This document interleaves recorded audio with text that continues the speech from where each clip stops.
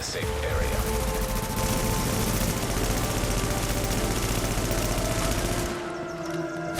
Yeah, I was alone.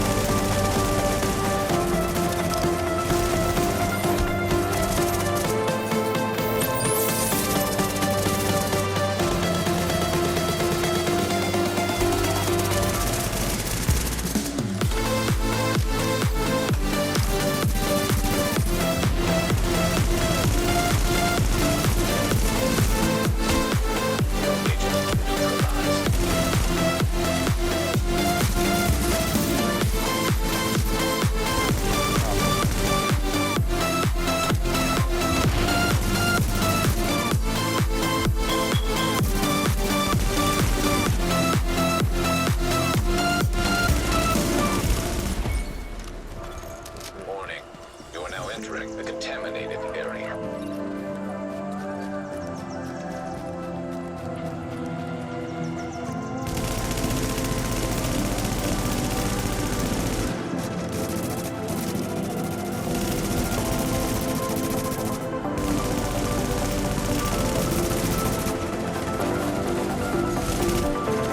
Engaging now.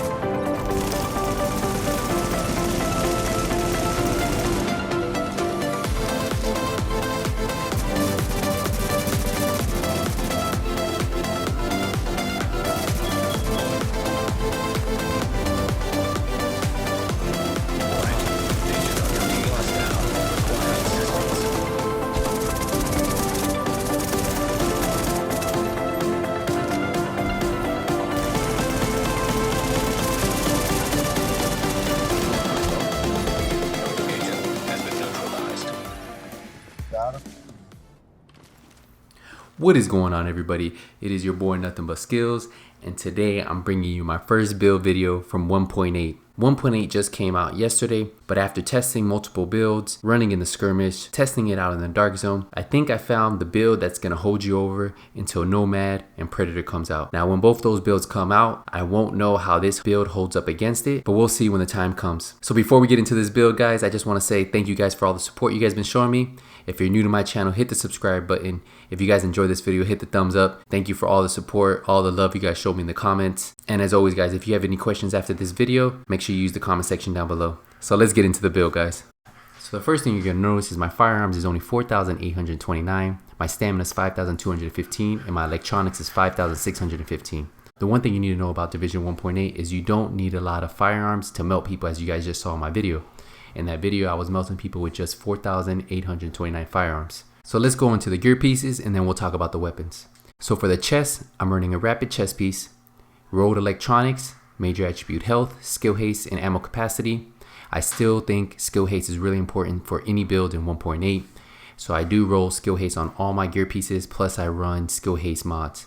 The reason why I like the rapid chest piece is because it decreases your cooldown from healing skills by 15%. And that is key because overdose takes a long time to come back if you don't have this chest piece. I did try running with the Bear's Bulletproof Vest, but my survivability just wasn't as good. For the mods, I'm running electronic mods with skill haste. For the mask, I'm running a refresh mask. All healing is improved by 30% when in the last segment of health. It's rolled electronics. It has skill power and burn resistance. For the mask, I recommend running skill power because it helps with your heals. The mods I'm running are fire mods with skill haste.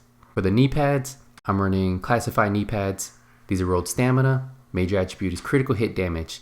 Now you don't have to run critical hit damage here. I just wanted a little bit more damage on my weapon, and you can run skill power on here. I may roll this later on, but for now I'm leaving at critical hit damage. Minor attribute is bleed, burn, and blind. The mods I'm running are fire mods with skill haste, and then performance mods with 6% first aid self heal. For the holster, I'm running a Deadeye Quick Draw holster. When you're running this build, you guys just need to make sure that you're running two different classified pieces for the knee pads and the holster. And then if you plan on running this build in Last Stand or the Skirmish, you can run the Colonel Blitz holster and the short bow knee pads. Major attribute is skill haste. For the gloves, I'm running Skull MC gloves. They're road firearms. They have assault rifle damage, critical hit chance, and skill haste. I recommend running critical hit chance if you're running with an assault rifle, and then critical hit damage if you're running with the SMG. And then of course, if you're going to use SMG, instead of assault rifle damage, you run SMG damage. For the backpack, I'm running specialized backpack that adds 200% of firearms and stamina to skill power. And this works really good in 1.8 since you are stacking a lot of firearms and stamina. My major attribute is skill power, and minor attribute is ammo capacity. I really recommend you running skill power on as many species as you can just to help out your heal. And then you really don't need to run any health except on your chest piece. For the minor attribute, I'm running ammo capacity. For the mods, I'm running firearm mods with skill haste, performance mod with 6% first aid self heal. That pretty much wraps up my gear. Now let's get into the weapons. I'm running 2 lightweight M4s. For the first lightweight M4, I recommend running responsive, deadly, and competent, and then stack as much critical hit chance as you can. So for the magazine, I'm running magazine side, critical hit chance, rate of fire. For the large optics, critical hit chance, critical hit damage, headshot damage. For the muzzle, critical hit damage, headshot damage, critical hit chance. For the large underbarrel, I get a lot of hate for this, but I really like it. It's 31% reload speed, optimal range, and then critical hit damage. Some people like stacking the extra 19% critical hit damage. I prefer the reload speed just so I can get back in the battle as soon as I can. For the other lightweight M4, I'm running competent, unforgiving, responsive. I haven't figured out which lightweight M4 I like the best. So far I do a lot of damage with my lightweight M4 that has deadly, but the unforgiving seems to work good in certain situations. For this lightweight M4, it's stacked critical hit chance too. It has magazine size, critical hit chance, rate of fire, an optics with critical hit chance, critical hit damage, headshot damage, a large muzzle with critical hit damage, headshot damage, critical hit chance, and of course, like I told you guys, I like the reload speed, so it has a large underbarrel with 30% reload speed, critical hit damage, and stability. You can change this to critical hit damage if that's what you want to do, but for me, I want to get back in the battle as soon as I can, so reload speed on my weapons is key. For the skills, I'm running a scrambler that gives me 20% critical hit chance, 20% critical hit damage, and then it comes back every 24 seconds. And then I'm running overdose. In 1.7, we relied on the booster shot, but if you try to run a booster shot in 1.8, you're gonna get melted. I really recommend running overdose. My overdose comes back every 22 seconds.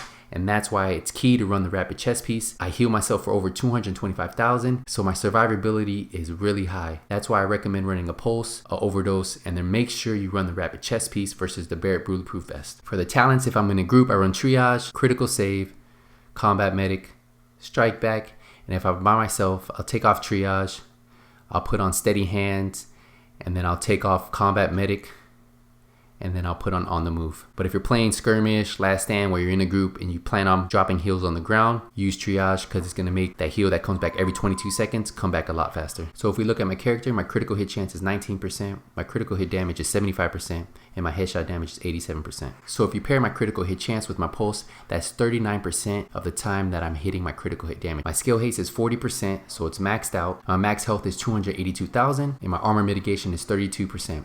And that's because I haven't fully optimized my gear. My bleed resistance is 33%, blight def resistance 33%, burn resistance is 50%. So remember guys, you guys can switch up this build. You can change the rapid chest piece for a bulletproof vest. I don't really recommend running vigorous with this chest piece just because your heals won't come back fast enough and it doesn't do enough damage. And with overdose, you don't need a vigorous chest piece anymore. So this pretty much wraps up the video. Remember guys, if you guys have any questions on this build, let me know in the comment section. This is just a template for you guys to start working off of. I feel like the high-end build just has so many benefits, from the rapid chest piece, the specialized backpack, the refresh mask, the Skull MC gloves, and then if you run this in skirmish, you can put the short bow knee pads in the Colonel Blitz holster. To me, I feel like this is the best build you can run in PvP at the moment. There are other great PvP builds if you have 6-piece classified sets. I still feel like this build matches up with them just as good, and not that it just matches up just as good, I think it's just a little bit better just because of how fast you can get your heals back, and no other classified gear set can provide you that. So hopefully this build gets you going in the right direction, and when Predator and Nomad come out, I'll do build videos on those two. I think those may take over as the meta just because of the bleed damage that the Predator is going to do and the survivability that the Nomad's going to get. We won't know till those drop in the next global event. And until you get that 6-piece Predator mark or that 6-piece Nomad, use this high-end build and let me know what you guys think. I just want to say thank you guys for all the support. If you guys enjoyed this video, hit the thumbs up. And if this is the first time you're watching a video, make sure you guys hit the subscribe button. And if you haven't seen me in the DZ, it's only a matter of time. But for now, it's back to the grind. Nothing but skills is out.